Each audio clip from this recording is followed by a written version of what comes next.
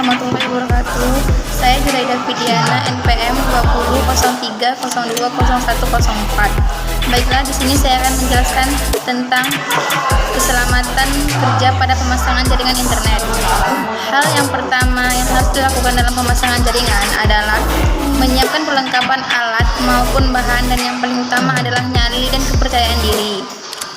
Karena hal itu membuat kita bisa melakukan suatu hal, dan keselamatan dalam bekerja sangatlah penting. Perlengkapan yang harus disiapkan dalam keselamatan kerja TKJ adalah tali pengaman dalam memasang komponen di tempat yang tinggi, gunanya untuk membantu kita serta mengamankan anggota tubuh seandainya kita akan terjatuh, dan menyamankan saat bekerja. Maksudnya menyamankan adalah kita bisa santai saat bekerja dalam bekerja karena tali pengamannya seperti tempat duduk walaupun terbuat dari tali. Namun tak masalah, bukan? 2. Gelang listrik statis berfungsi untuk mengurangi aliran listrik yang masuk ke dalam tubuh saat pemasangan jaringan. 3. Sarung tangan. Sarung tangan berfungsi untuk menguatkan pegangan tali serta mengurangi aliran air keringat yang kandung tubuh supaya tidak mengenai komponen, karena akan menyebabkan komponen itu konslet.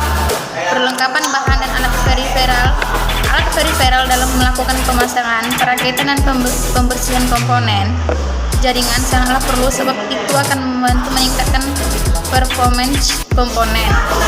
Alat-alat sebagai berikut. 1. Kuas. Fungsi kuas adalah untuk membersihkan. 2. Obeng. Obeng berfungsi untuk mengganti alat maupun memasang alat. 3. Tang. Tang berfungsi untuk menguatkan komponen dan sebagainya. 4. Kabel dan baut. Kabel dan baut berfungsi untuk menambah komponen yang kurang ataupun memperbaikinya. 2. Keselamatan kerja pada perakitan komputer. Kecerobohan dalam hal ini bisa menimbulkan akibat fatal. Apabila Anda mempergunakannya komponen baru, Anda tidak perlu melakukan pengukuran arus dan tegangan dengan avometer. Avometer mungkin perlu dipergunakan hanya untuk mengetahui tegangan listrik di jala-jala listrik rumah Anda saja. Bila Anda sudah mengetahui, lihatlah di bawah power supply komputer. Terdapat di dalam cahing atau kontak komputernya adalah sudah diatur pada skala tegangannya yang sesuai dengan tegangan listrik di tempat Anda atau belum. Bila tipe power supply-nya tergolong tipe otomatik, Anda tidak perlu khawatir. Apabila power supply-nya tergolong semi otomatik, kemungkinan Anda harus memindahkan posisi skalar pengatur tegangan ke posisi tegangannya yang sesuai dengan tegangan listrik di tempat Anda. Selanjutnya, untuk merakit komputer personal, Anda dapat mengikuti langkah-langkah sebagai berikut. 1. Ambil motherboard dan letakkan di tempat yang aman. Persiapkan peralatan dan buku manual dari masing komponen PC. Baut motherboard dengan papan casing sehingga akan lebih kuat dan aman. 2. Pasanglah prosesor pada tempatnya atau soketnya. Perhatikan tanda pada prosesor harus ditempatkan sesuai dengan tanda yang ada pada soket tersebut. Tidak boleh terbalik. Kuncilah tangkai pengunci yang biasanya terdapat di sisi soket prosesor. Perhatikan kode titik atau sisi prosesor dengan bentuk miring merupakan petunjuk agar bagian prosesor itu dipasang pada saat slot yang memiliki tanda sama. Bacalah dengan baik manual prosesor dari pabriknya. Apabila Anda kurang hati-hati, akan terbalik. Pengusaha prosesor di bagian bisa berakibat fatal. Bila Anda ragu, sebaiknya pada saat membeli motherboard bisa Anda tanyakan pada penjualnya.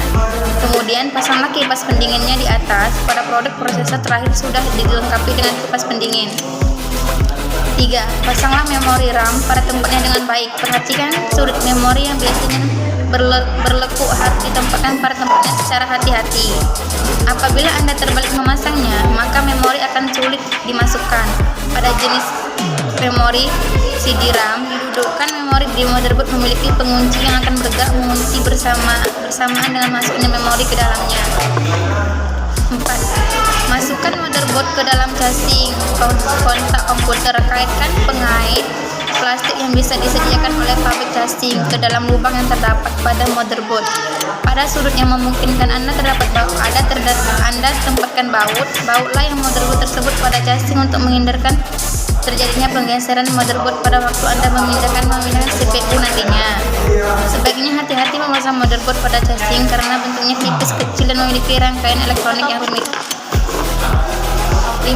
Pasanglah kabel khusus satu daya motherboard yang ada pada power supply. Biasanya dituliskan W8 dan W9. Kabel berwarna hitam dari keduanya konektornya harus dipasang berdampingan. Apabila Anda mempergunakan jenis motherboard jenis ATX, pasanglah kabel power khusus tersebut pada slot power khusus ATX yang terdapat pada motherboard tersebut. 6. Pasanglah hard disk floppy drive pada tempat yang telah tersedia dan casing CPU. Kencangkan kedudukannya dengan baut secara hati-hati. Bila ada CD-ROM drive, pasanglah pula saat ini secara hati-hati dan kencangkan dengan baut. Perlu diperhatikan dengan CD-ROM dan hard disk jumper terpasang dengan benar karena akan mengidentifikasikan sebagai master atau slave. Karena jika salah hard disk atau CD-ROM tidak akan terdeteksi. 7. Sambungkan kabel dari power supply ke slot power yang terdapat di hard disk, floppy drive, dan CD-ROM drive. Perhatikan titik konektor plastiknya pada kabel tersebut. Biasanya sudah dirancang pas sesuai dengan kedudukannya yang terdapat pada hard disk, floppy drive, atau CD-ROM drive. 8. Sambungkan kabel pita atau kabel data pada kedudukannya hard disk, floppy drive, dan CD-ROM drive. Kabel ini berfungsi untuk menghubungkan peralatan tersebut ke motherboard. Perhatikan sisi kabel berwarna merah harus ditempatkan pada kaki nomor 1. Lihat keterangan yang tulis pada hard disk atau floppy drive ataupun CD-ROM drive. Bila terbalik memasangnya, komputer tidak akan bekerja dengan baik dan dapat merusakkan peralatan tersebut. Kabel yang terpasang ke floppy drive lebih sempit bisa dibandingkan kabel penghubung hard disk atau CD-ROM drive. Kabel terhubung hard disk dan CD-ROM drive sama ukurannya untuk kabel pita. 9. Sambungkan kabel dari floppy drive ke slot untuk floppy drive. Demikian pula sambungkan kabel dari hard disk ke slot IDE nomor 1 dan kabel dari CD-ROM ke slot IDE nomor 2. Perhatikan juga agar sisi kabel berwarna merah harus menempati kaki nomor 1 pada setiap slot. Anda bisa melihat keterangan yang tertulis di motherboard ataupun di manual motherboard. Pasanglah VGA card bila Anda memiliki card dan jenis ISA.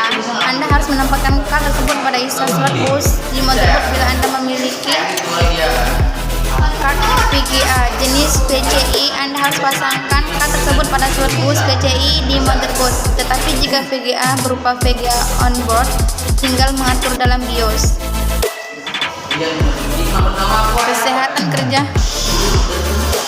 Kesehatan kerja pada penggunaan komputer ketika bekerja. Kesehatan dan keselamatan kerja dalam menggunakan komputer agar terhindar dari bahaya yang tidak dikehendaki. 1. Pandangan mata. Gunakan layar atau memakai kacamata berwarna sebagai tujuan keselamatan kerja dalam penggunaan komputer dan mengurangi rasa sakit pada mata karena pandangan fokus ke layar monitor. 2. Letak pergelangan tangan atau jemari tangan dan lengan. Pastikan pergelangan tangan, jemari tangan, lengan, dan kondisi santai tidak melengkung dan tegang. Posisi lengan yang benar dapat menghindari dan penyakit radang sendi repetitif strain RSI.